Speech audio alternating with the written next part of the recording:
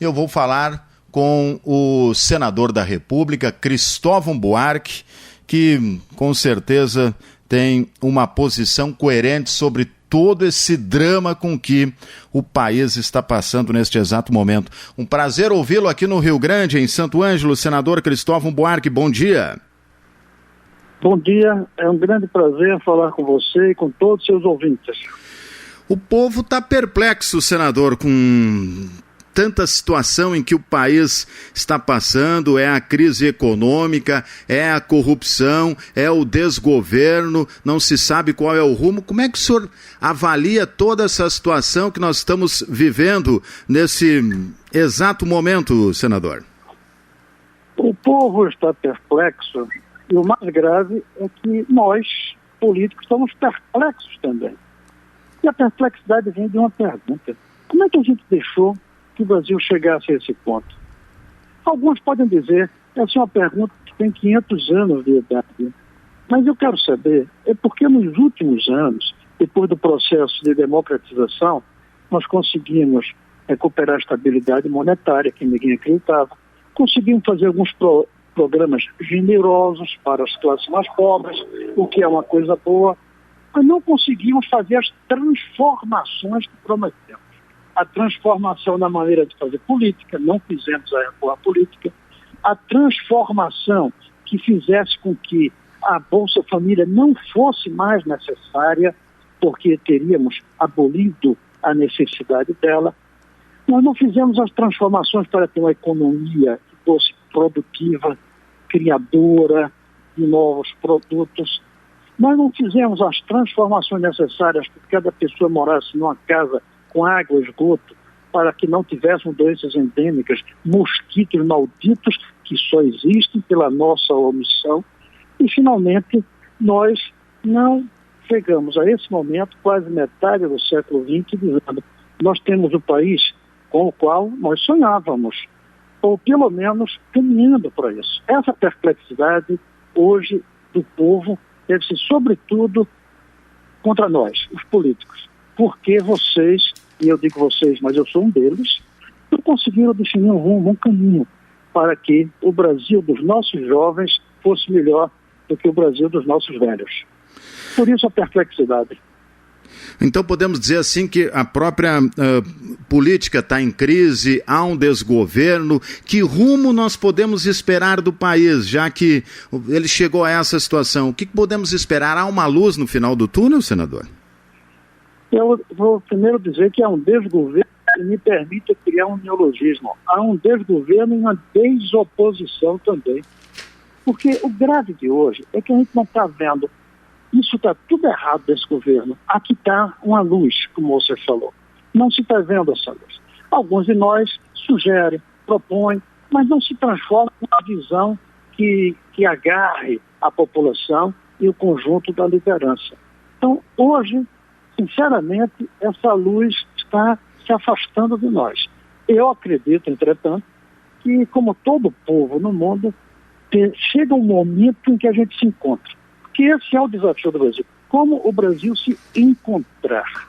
Essa é a pergunta. Nós somos um país desencontrado. Há pouco eu vi em uma televisão um programa de vontade de chorar sobre o desemprego. Uma fila imensa. O desemprego é o resultado do desencontro.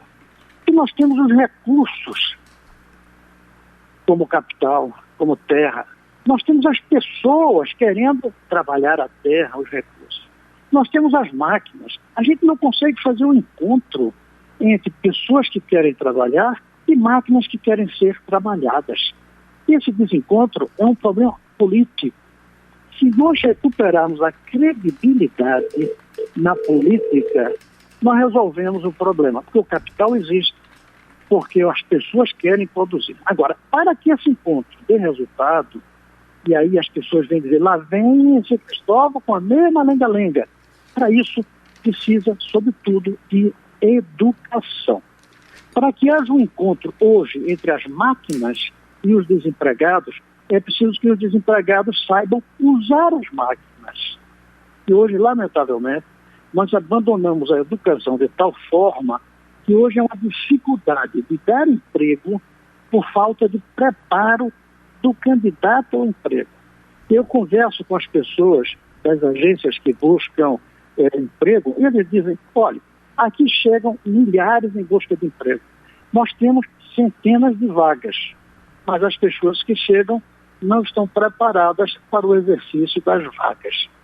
Então, esse desencontro passa por credibilidade dos políticos, das propostas, crença e passa por educação. Não adianta ignorar esse lado. Por mais que as pessoas reajam a essa ideia, achando que isso de educação é coisa de professor. Não, é coisa de sobrevivência da nação brasileira no século XXI. Nós temos que nos encontrar. O nosso problema é o desencontro entre eleitos e eleitores. Há um desencontro entre os recursos que nós temos e as pessoas que se desencontram em grande parte por falta de educação. Esse desencontro entre pobreza e riqueza, e agora para complicar tudo, o desencontro entre justiça e política, que nós políticos fomos tão omissos que a justiça ocupou o lugar. E a polícia hoje é quem faz o noticiário, não são mais os políticos como antigamente. E nós temos que reencontrar-nos. Esse é o desafio de quem quiser ser candidato a presidente em 2018. Como fazer o Brasil se encontrar. O senhor fala exatamente na questão que tudo passa pela educação. O senhor já foi reitor da UNB aí em Brasília, já foi ministro da Educação, mas nós temos aí o slogan do segundo mandato do governo Dilma, Pátria Educadora. Existe a Pátria Educadora, senador? Não, prenderam um dia desse o marqueteiro, porque tem uma conta no exterior. Isso é como Al Capone, aquele bandido dos Estados Unidos. Ele foi preso porque não pagou imposto de renda, não pelos assassinatos que ele fez. Esse marqueteiro devia estar preso por ter inventado esse slogan mentiroso de Pátria Educadora. Ele devia ser preso porque ele deu um golpe no Brasil ao fazer a propaganda da Dilma, a presidente Dilma, então candidata Dilma, mostrando um Brasil que não existia, dizendo o que ela fez, e o Lula, o Brasil que ela faria, sabendo que não era possível fazer aquele Brasil. O marqueteiro foi preso por ter uma conta no exterior. Devia ser preso pelo golpe que ele deu nos eleitores brasileiros, inclusive o golpe dessa mensagem, que é puro slogan. Basta dizer que o governo não consegue nem colocar os poucos recursos do royalty de petróleo na educação. Basta dizer que quase metade dos alunos que entram na universidade estão abandonando o curso antes da formatura, simplesmente porque não tem a base para fazer um curso universitário. E olha que nossos cursos universitários hoje caíram muito de nível, muito, muito. Eu tenho exemplos de arrepiar da queda do nível da universidade. Mesmo assim, os estudantes entram tão mal preparados do ensino médio que estão abandonando. Então, voltando à sua pergunta, esse slogan é um simples slogan publicitário, não é para valer. É uma mentira. Tá certo. Senador, está todo mundo vendo aí a crise, a corrupção. Como o senhor disse, hoje o político se omitiu, tá? O Poder Judiciário e a Polícia Federal tomando conta do noticiário. Nós vimos todo o episódio da prisão, da condução coercitiva do ex-presidente Lula. Hoje nós vemos a condenação de 19 anos do Marcelo Odebrecht, o príncipe das construtoras no Brasil, a condenação também do ex-senador aí da República. Como é que o senhor vê toda essa situação envolvendo o país? A crise ainda vai piorar, senador? Eu acho que ainda deve piorar um pouco. Mas como é que eu vejo isso? Primeiro, felizmente nós temos a Polícia Federal, o Ministério Público e a Justiça fazendo o seu papel. Mas o bom é que o governo Lula tivesse feito como prometeu, não ter mais corrupção no Brasil. Não era nem o PT e os partidos da base não roubarem. Não era só isso que a gente esperava do Lula. A gente esperava que ele fizesse uma reforma política que até mesmo no dia que um corrupto chegasse à presidência, ele não conseguisse roubar. Não houve uma proposta durante os 8 anos do governo Lula, durante os 4 da presidente Dilma, aliás, 5 já, com uma proposta de manipulação que acabasse com a corrupção no Brasil. Então, primeiro isso. Felizmente, nós temos a polícia e a justiça. Agora, é preocupante, porque hoje os heróis brasileiros, como em outros países, não são os líderes. é um japonês da Polícia Federal, é um juiz em Curitiba, o juiz Moro. De repente, são os 11 do Supremo Tribunal, de repente a política ficou desaparecida. Isso não é bom, porque, veja bem, juiz, polícia, felizmente prende o corrupto, mas é o eleitor que elege os honestos no lugar dos corruptos. Eles vão prender todos esses, felizmente, mas vão ser eleitos outros, se os nossos eleitores não forem capazes de, ao exercerem o voto, perceberem esse cara tem ou não risco de ser corrupto. Ou então, melhor, esse cara vai ou não fazer um conjunto de leis no Brasil que a corrupção fica uma coisa praticamente impossível. É isso que a gente tem que ver. É bom que eles existam, mas é ruim se eles existirem por muito tempo. Claro. É como a Bolsa Família. É ótimo que ela exista para parar a fome, mas será um desastre se daqui a 20 anos a gente ainda precisar de Bolsa Família. O povo não tiver se emancipado.